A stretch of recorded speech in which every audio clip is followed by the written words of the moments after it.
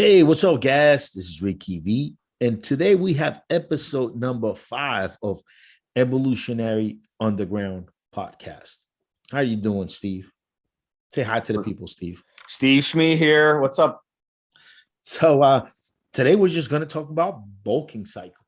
Just a real kind of quick fire podcast today about bulking cycles, how to do them, and what are some of the best compounds you can snatch up for a good bulking cycle. So I'm going to go back to one of my favorite cycles to run, and I've ran this in different with different brands, just different iterations of the same cycle, and it's always been testosterone, Boldenone, and tren. Now, one of the reasons I really like this cycle for bulking is because I feel as though I'm not in so much danger of gynecomastia or any of the other really serious estrogen side effects that I've ever experienced.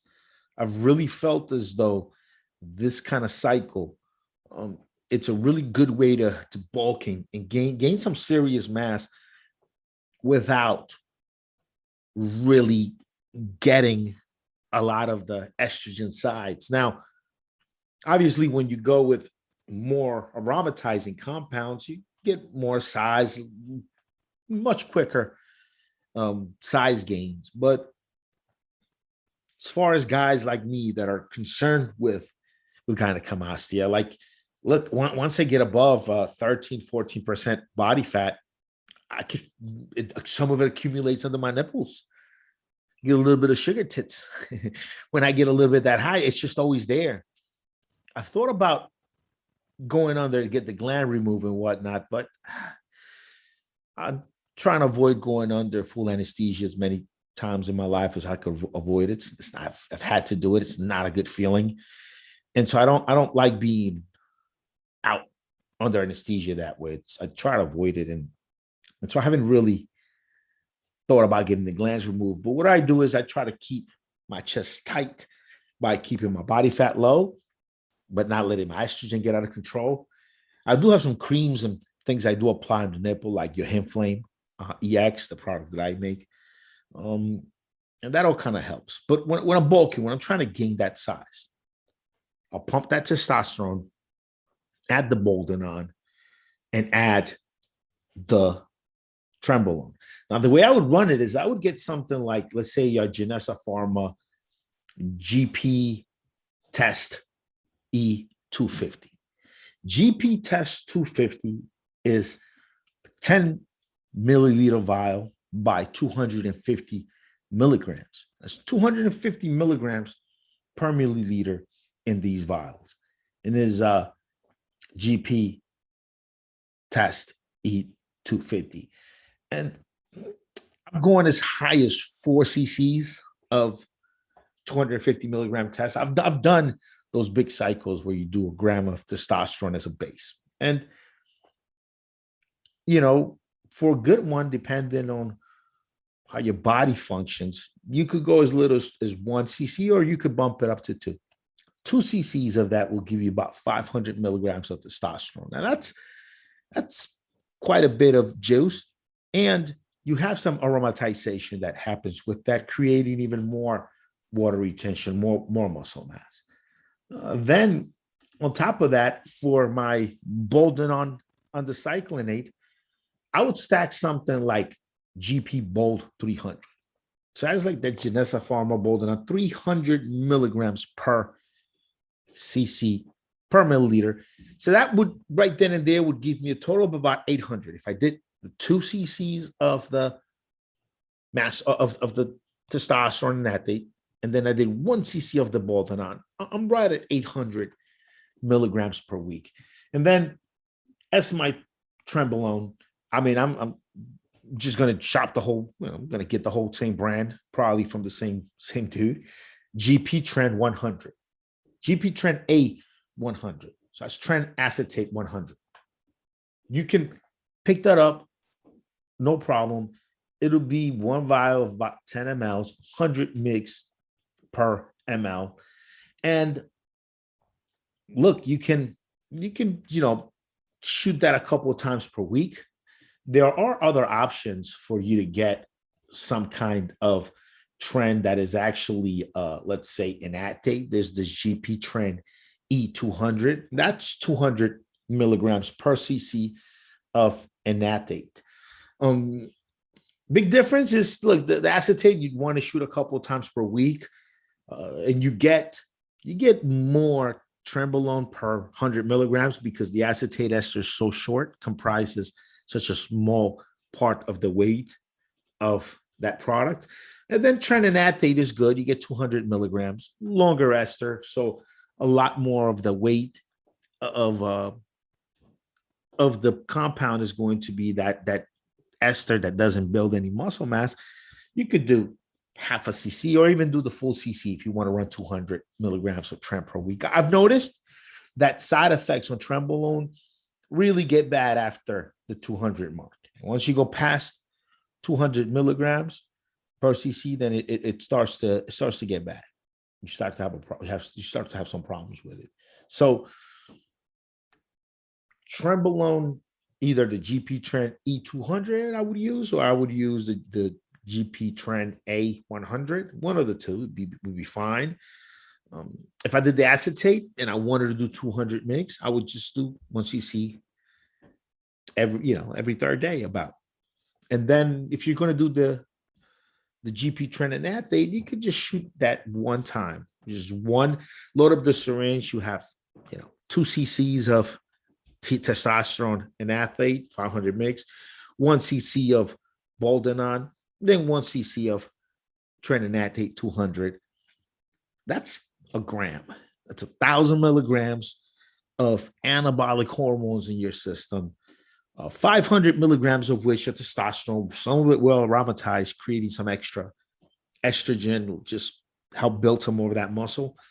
The 300 milligrams of the Boldenone, even though the Boldenone can aromatize, it's usually not very much associated with estrogen problems. If anything, there's some guys out there that theorize that Boldenone might actually work as an anti-estrogen somehow, because it'll metabolize into something like estrone, which is going to be less estrogenic, is going to send not as strong of a signal at the estrogen receptor as what you get from something like just straight testosterone. Just estrogen, it converts to weaker estrogen. Some guys put the theory out there.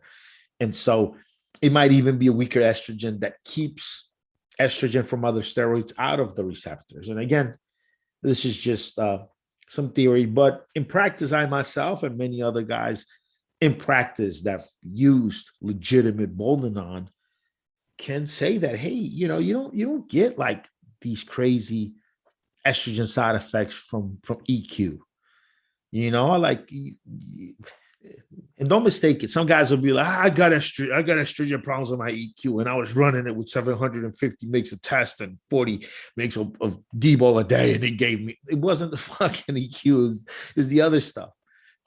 I mean, if you're running like a sensible, if you tried EQ by itself, like I have many times, you'll notice you might be concerned about acne, concerned about other things, but the estrogen conversion is not a huge factor for you. So those three are a good bulking cycle for anyone really concerned with estrogen side effects and someone wanting to put on some size and all. That's a great cycle.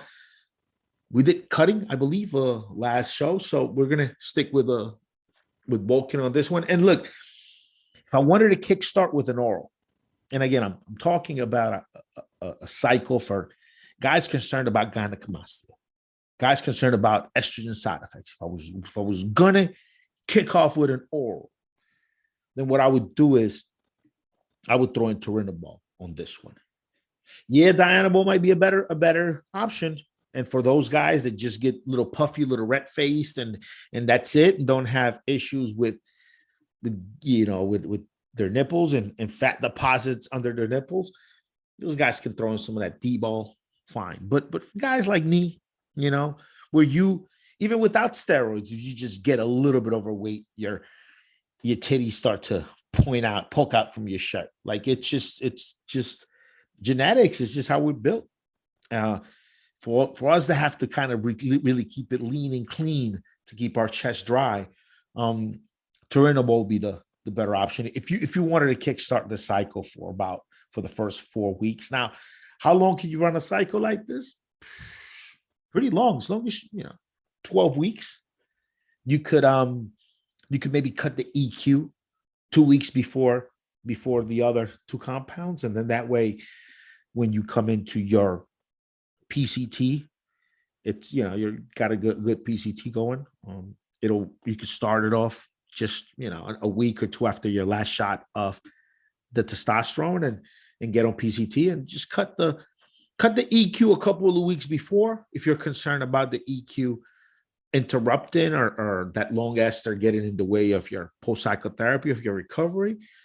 Or if you're just gung-ho about it and you're going to run post-cycle, nice long post-cycle, you can run the EQ right up to the last shot, same time as the testosterone and the Trenbolone, and kind of rely on the EQ going away very slowly to keep you from losing gains as you go into PCT. You can kind of go both ways about it. It's really an opinion on how your body works and how your body handles it. I've done it both ways. I've sometimes cut the long ester short so that I could run a nice short PCT a couple of weeks after my last shot and not be too worried.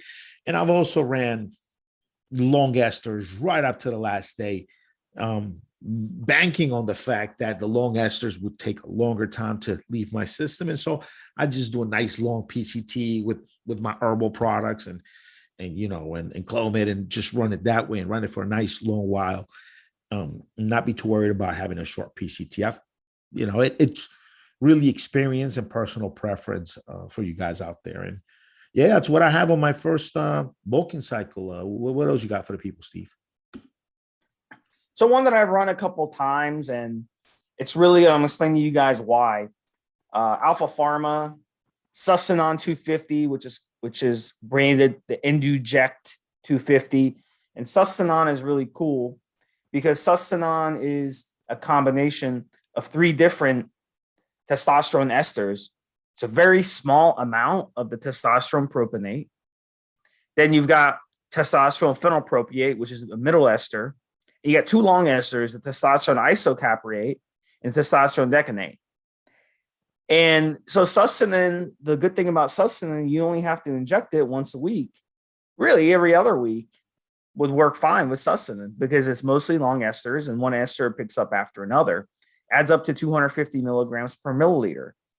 So what I liked about the Inject 250, it comes in amps, and each amp is going to be 250 milligrams. So on the cycle, you could run one of these amps per week, and it really cuts down on injections versus having to pin 2 times a week, 3 times a week, or every other day, or every day even, using a short ester. So for bulking, it's really a good idea to use longer esters for bulking. And with the Sustanon, 30 milligrams of it is the propionate, 60 is the phenylpropionate, 60 is the isocrapionate, and 100 milligrams of it is the decanate. So really long esters, a 15, 16-day half-life on that 100 milligrams. So it's going to be in your system a while. So you don't have to inject very often. That's why guys in the old days, they like that because they didn't want to inject often. It was more of a taboo back then when it comes to injecting. So also, of course, Sustanon was designed for testosterone replacement therapy, and they do prescribe it in parts of Europe for that purpose. Eastern Europe, they prescribed Omnidrin, which is the same exact concentration as Sustanon, even though it originally was not. So what's another one to stack with Sustanon? We're talking about bulking here, remember, is Deca Durabolin. And Alpha Pharma also sells Deca Durabolin along with the Sustanon as the Inject. But with the nandrolone decanate, the Deca Durabolin, they call it NandroBolin. So that's their brand. And it also comes in amps, 250 milligrams per milliliter. So what you could do is you could run 2 of those amps per week. So it'd be a really cool cycle, you can go say 14, 15 weeks on the cycle, and you'll only have to inject once a week. So you could inject basically 3 cc's once a week in the same syringe, even as long as you're pinning a large muscle. Now, if you're sensitive to post-injection pain, the good news is that the NandroBolin has a very low amount of post-injection pain, even though Sustanon has historically had post-injection pain. So, but if you mix them in the same syringe, it cuts it down. So what you could do if you're sensitive to PIP is half those dosages. What I mean is you could do half a cc of the Sustanon along with 1 cc of the Deca Durabolin twice a week. So then overall, you get 500 milligrams of the Deca Durabolin and 250 milligrams of the Sustanon. And then you could add in an oral like Dianabol, which is also going to boost a lot of your appetite, 20, 30 milligrams. On that cycle, I run it myself. You're going to be eating so much that it's going to be annoying. Like no matter how much you eat, you're never going to get satiated on this cycle. So if you're a skinny guy and you've never been big and you're like, man, I'm tired of being skinny. I'm tired of not having an appetite. You're one of those guys, you might have like a Pop-Tart, you know, and you might have like a slice of pizza in the afternoon, and that's really your diet. You don't have an appetite where you can scarf down chicken, brown rice, steak, beef, all these muscle building foods, sweet potatoes, vegetables, all this food. You just don't have the appetite. Well, on this cycle, you're going to have the appetite. So you're going to be able to gain a tremendous amount of size and mass. Just work out hard on this cycle. Work your ass off. Put in the hours in the gym. And then eat muscle building foods. And then slam this cycle. Very simple cycle. And your appetite is going to go through the roof. Like after the first week, you're going to be going and eating. One meal is not going to be enough. You're going to be eating 2 meals for each meal. It's going to be, you're going to have to double up on your meal. So it's an absolutely incredible cycle to boost your appetite. And we're talking about bulking here, guys. When you're bulking, you want to eat. What's the next one, Rick? Keeping it in that theme, keeping it in the realm of doing bulking cycles that won't create a lot of issues for you when it comes to estrogen problems. You could also switch it up a little bit and throw some Deca in, and I would switch the Deca out for the Trenbolone. So you could do something really nice, like some GP Deca 300. It's 300 milligrams per cc. And I would just drop that Deca in 1 cc of that Deca, along with 2 cc's of my 250 milligram testosterone. That's what most testosterone preparations come in. It's about 250 mg per cc. So I'll drop 2 of those in. I would drop 1 cc of that Deca per week. No more than that. I'm right about what I always recommend, the 2-to-1 ratio, where it's about 2 milligrams of testosterone for every 1 of Deca. That's a good way to make sure that you don't have problems with Deca dick. You don't get into any of those Deca dick issues. And along with that Deca, I would drop in maybe, you got some options here. Superdrol is a great option. Superdrol is an incredible option. There are guys back in the day who reported having issues with little lactating nipples on Superdrol, which sounds quite a bit scary, but not much reports of gynecomastia for people taking legitimate Superdrol. And I would have no issue stacking Superdrol in with a little bit of Test and a little bit of Deca. And you shouldn't have any kind of major sides or problems with estrogen or gynecomastia or any of that from that Superdrol. Main thing is don't overdo the Superdrol. 10 milligrams per day is quite enough. 20 milligrams, most guys had incredible results. And I think 20 It's about plenty for that Superdrol. And when it comes to Deca, I think 300 a week, 500 of testosterone. You're set to grow. You're set to grow pretty good on that cycle. Just make sure you slam it on enough calories. If you want to spruce it up even more, give it a little extra hump, maybe throw the Trenbolone back in there at only 100 mgs, or throw EQ in there at a couple hundred mgs. Just keep it under a gram of injectables at that point, and then obviously your Superdrol dose would be something else. But I remember very much so back in the day, you used to get a 19-nor kind of precursor that would metabolize into a sort of nandrolone. And you got that as a prohormone, and you would get the Superdrol. And stacking those two, man, the Superdrol with that nandrolone metabolite is just a great stack that you can guys used to be able to buy before they banned all the prohormones. And you could maybe recreate a little bit of that magic with the Superdrol and the Deca. Recreate some of that spark. And obviously testosterone in there. And look, if you're really worried about gyno and things like that, drop the testosterone down 250. Drop the see. I'd be worried about using Deca, more Deca than testosterone. I've had issues, and many people have. Many guys have had issues with their dick over using that Deca. So I've even though from early on, I made sure to never do it that way. Just using the Deca on my cycle, I can tell a difference. I can always see a difference in it. So I really like that. I like the Deca Superdrol mix. Definitely throw the testosterone in there. Some guys might use Proviron along with the Deca to avoid those problems. But if you use the Proviron, then that's also going to hurt your liver along with the Superdrol. It's just maybe too much. So I wanted to just put that one out there for you guys that know. So what do you guys, Steve? You got any other What brand was that? You know what? There's Geneza out there. There's Dragon Pharma. There's a bunch of really good ones. But I mean, testosterone, I'm just sticking with it, man. Testosterone is it's a couple of different options you can with this GP brand. I would just use the 250 GP testosterone, GP testy. GP, gotcha.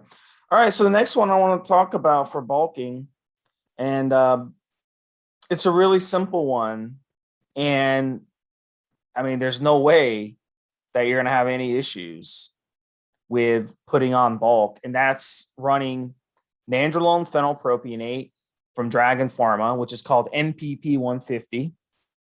So each vial comes with 10 milliliters, and each milliliter is 150 milligram. And then try Tren 150, which is going to be a mix from Dragon Pharma. And the mix from Dragon Pharma is going to be a mix of the 3 Trenbolone esters, which are the Trenbolone enanthate, Trenbolone hex, and the Trenbolone acetate. So those 3 esters, you got a short, you got an intermediate, and you got a longer enanthate ester. So really the perfect way to run this would be 3 times a week injections. Mix them together in the same syringe, and then you're going to run Proviron with it. Now, Proviron is not liver toxic because it's not 17 alpha alkylated. So you don't have to worry about liver on this one. The liver strain that you get on the cycle is definitely going to be from the tren. So you want to make sure you're running your support supplements, your N2 guard with it as well.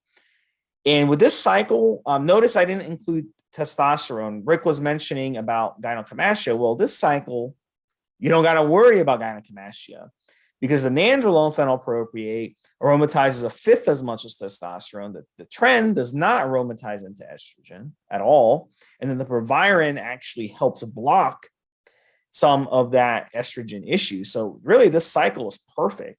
And you're not going to have to worry about estrogenic side effects here.